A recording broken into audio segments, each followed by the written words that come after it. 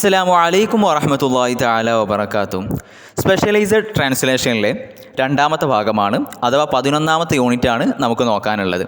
ഈ ഒരു ഭാഗത്തിൽ അറബിക് ടു ഇംഗ്ലീഷ് അല്ലെങ്കിൽ ഇംഗ്ലീഷ് ടു അറബി ട്രാൻസ്ലേഷനാണ് നമുക്ക് നോക്കാനുള്ളത്. ഈ ഒരു ഭാഗത്ത് പ്രധാനമായിട്ടും ക്വസ്റ്റ്യൻ വരാറുള്ളത്, ഇവിടെ ഒരുപാട് പാസേജുകൾ നിങ്ങൾക്ക് കാണാൻ കഴിയുന്നുണ്ടാവും. ആദ്യം അറബി കൊടുത്തിട്ടുണ്ടാവും, പിന്നീട് അതിൻ്റെ ഇംഗ്ലീഷ് പാസേജും നൽകിയിട്ടുണ്ടാവും. പരീക്ഷയിൽ ഒരു ഇംഗ്ലീഷ് പാസേജ് നൽകിയിട്ട് ഈ ബുക്കിൽ നിന്നുള്ള തന്നെ ഒരു പാസേജ് നൽകിയിട്ട് അതിന് അറബിയിലേക്ക് ട്രാൻസ്ലേറ്റ് ചെയ്യുക, അല്ലെങ്കിൽ അറബി നൽകി അതിന് ഇംഗ്ലീഷിലേക്ക് ട്രാൻസ്ലേറ്റ് ചെയ്യുക. ഈ രണ്ട് ക്വസ്റ്റ്യനും ഉണ്ടാവാറുണ്ട്. അറബി നൽകിയാണ്ട് ഇംഗ്ലീഷിലേക്കും ഇംഗ്ലീഷ് ടു അറബിയും ട്രാൻസ്ലേഷൻ എല്ലാ ക്വസ്റ്റ്യൻ പേപ്പറിലും അധികവും കണ്ടുവരാറുണ്ട്. അതുപോലെ തന്നെ ആ പാസേജുകൾക്ക് ശേഷം കുറച്ച് വേർഡ്സും അതിൻ്റെ മീനിങ്സും നിങ്ങൾ കാണുന്നുണ്ടാവും. എല്ലാ യൂണിറ്റിലും അപ്രകാരമുള്ള ആ പാഠത്തിൽ നിന്നുള്ള പാസേജിൽ നിന്നുള്ള വേർഡ്സും അതിൻ്റെ മീനിങ്സും നൽകിയിട്ടുണ്ട്. അത് വളരെ ഇമ്പോർട്ടൻ്റ് ആണ്. പരീക്ഷയിൽ വരുന്ന 7 ക്വസ്റ്റ്യനുകളിൽ 5 ക്വസ്റ്റ്യനും ഈ വേർഡ് വെച്ചാണ്ടേ നമുക്ക് ആൻസർ ചെയ്യാൻ കഴിയുള്ളൂ. ട്രാൻസ്ലേഷനുകളാണെങ്കിലും ജുംല ഉണ്ടാക്കാനുള്ളതാണെങ്കിലും അർത്ഥം എഴുതാനുള്ളതാണെങ്കിലും ഈ വേർഡുകൾ നമുക്ക് ഇമ്പോർട്ടൻ്റ് ആയിട്ട് വരുന്നുണ്ട്. അതുകൊണ്ട് ആ വേർഡുകൾ ഇമ്പോർട്ടൻ്റ് ആയിട്ട് നോക്കുക. അതേപോലെ തന്നെ പാസേജിൻ്റെ അർത്ഥം ചെറുതായിട്ടൊന്ന് മനസ്സിലാക്കി വെക്കുക. കാരണം ഏത് ഭാഗത്തു നിന്നാണ് പാസേജ് ട്രാൻസ്ലേറ്റ് ചെയ്യാൻ വരുന്നത് നമുക്കറിയില്ല. പക്ഷേ വേർഡ് പഠിച്ചു വെച്ച് കഴിഞ്ഞാൽ നമുക്ക് അതിൻ്റെ ആശയം ചെറുതായിട്ട് മനസ്സിലുണ്ടെങ്കിൽ സിമ്പിളായിട്ട് ട്രാൻസ്ലേറ്റ് ചെയ്യാൻ കഴിയും. അതുകൊണ്ട് ഈ പാസേജുകളുടെ അർത്ഥം നമ്മളിങ്ങനെ ഓരോ പാരഗ്രാഫ് ബേസ് അർത്ഥം പറഞ്ഞു പോവുകയാണ്. ഇനി നിങ്ങൾക്ക് എന്താണ്, അറബി വായിക്കുന്നില്ല, ലെങ്ത് കൂടും എന്നുള്ളത് കൊണ്ടാണ്.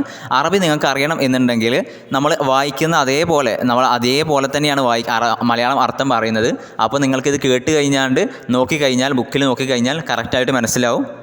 പിന്നീട് ഏതെങ്കിലും വാക്കുകളുടെ അർത്ഥം കിട്ടാത്തതുണ്ടെങ്കിൽ അത് ഈ പാസേജുകൾക്ക് ശേഷം ഞാൻ പറഞ്ഞല്ലോ, പാസേജുകൾക്ക് ശേഷം എല്ലാ വാക്കുകളുടെയും അർത്ഥവും കൊടുത്തിട്ടുണ്ട്. അതുകൊണ്ട് വളരെ സിമ്പിളായിട്ടുള്ള ഒരു വിഷയമാണ് ഈ സ്പെഷ്യലൈസ്ഡ് ട്രാൻസ്ലേഷൻ.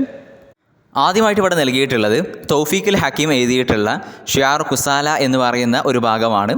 ഖാലി ഹൈമാറുൻ, ഒരു കഴുത എന്നോട് പറഞ്ഞു. എന്താണ് ആ കഴുത പറയുന്നത്? എന്നെ നിങ്ങൾ കളിയാക്കണ്ട, എൻ്റെ വംശത്തെയും കളിയാക്കണ്ട, മറിച്ച് മനുഷ്യനോട് പറയാണ്, നീ നിൻ്റെ സ്വയത്തെയും നിൻ്റെ വംശത്തെയും കളിയാക്കുക. കാരണം സീരിയസ്നെസ് കൊണ്ടും അതുപോലെ തന്നെ പരിശ്രമം കൊണ്ടും അറിയപ്പെട്ട വംശമാണ് എൻ്റെ വംശം, അഥവാ കഴുത വംശം. ഞങ്ങളുടെ പുറങ്ങൾ ഏറ്റവും ശക്തമായിട്ടുള്ളതും അതുപോലെ തന്നെ വലിയ വലിയ ഭാരങ്ങളും അറിഞ്ഞ പുറങ്ങളാണ് ഞങ്ങളുടെ മുതുകുകൾ. ഒരു നിസ്സാരമായ പണിയിൽ നിന്നും ഞങ്ങൾ വിമുഖത കാണിച്ചിട്ടില്ല. ഒരു നിസ്സാരമായിട്ടുള്ള ലോഡിൽ നിന്നും ഞങ്ങൾ വിമുഖത കാണിച്ചിട്ടില്ല. അതുപോലെ തന്നെ ജോലി അധികമായതുകൊണ്ടോ അല്ലെങ്കിൽ ജോലിയുടെ സമയം നീണ്ടതുകൊണ്ടോ മോശമായിട്ടുള്ള ഫുഡ് കാരണത്താലോ ഞങ്ങൾ ഒരാളും ദേഷ്യം പെടുകയോ അല്ലെങ്കിൽ കംപ്ലൈൻറ്റ് പെടുകയോ ചെയ്തിട്ടില്ല. ഞങ്ങൾ കരുത്തും അതുപോലെ തന്നെ ക്ഷമയും ദൃഢനിഷ്ഠയുമാണ്. നിങ്ങളെപ്പോലെയുള്ള മടിയന്മാർക്കുള്ള മാതൃകയാണ് ഞങ്ങൾ കഴുതകൾ. പക്ഷേ നിങ്ങൾ ഒന്നും കാണുന്നില്ല. നിങ്ങളുടെ കണ്ണുകളെ തുറക്കാൻ പോലും നിങ്ങൾ ഉദ്ദേശിക്കുന്നില്ല. നിങ്ങളിൽ ഒരാളും നിങ്ങളുടെ ഭക്ഷണത്തെ ഹക്കാക്കാൻ വേണ്ടിയിട്ട് വിയർക്കാൻ ആരും ഉദ്ദേശിക്കുന്നില്ല, ഒരു മനുഷ്യനും ഉദ്ദേശിക്കുന്നില്ല.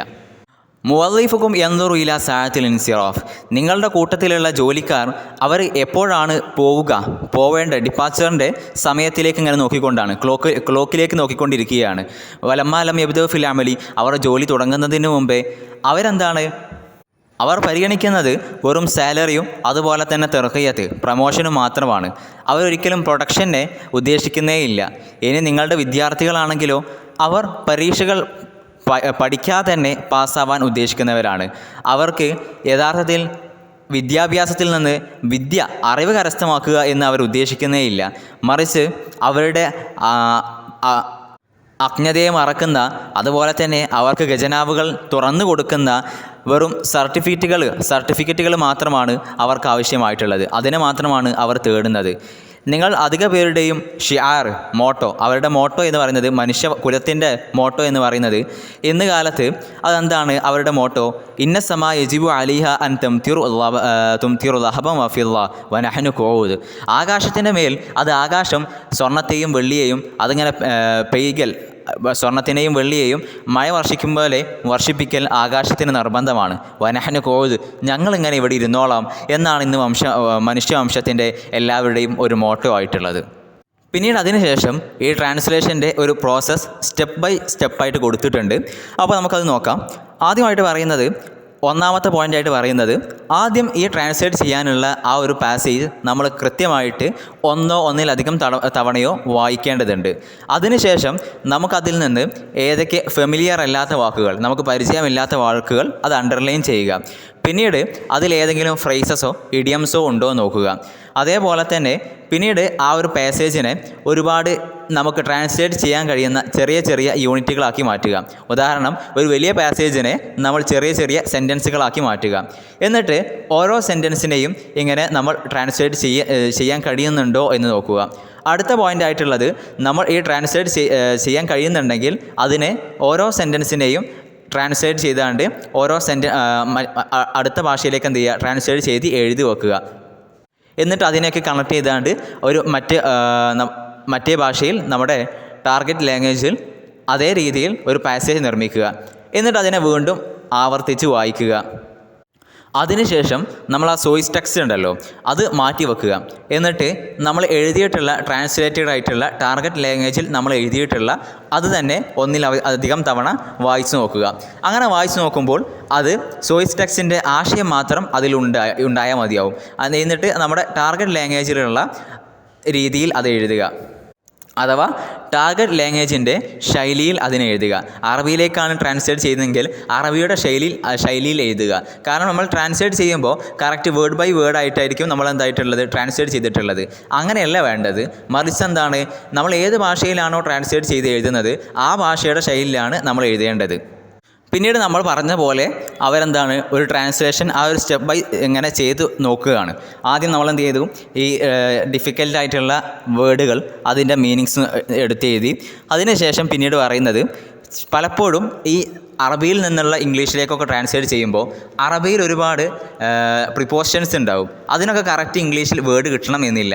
അപ്പോൾ ഇംഗ്ലീഷിൽ എങ്ങനെയാണോ അത് എഴുതുക ആ രീതിയിൽ എഴുതിയാൽ മതിയാവും. ഇപ്പോൾ അറബിയിൽ കാല ലീ എന്ന് പറയാറുണ്ട്. അവിടെ ഇംഗ്ലീഷിലേക്ക് മാറ്റുന്ന സമയത്ത് അവിടെ ടോൾഡ് മീ എന്നേ പറയേണ്ട ആവശ്യമുള്ളൂ.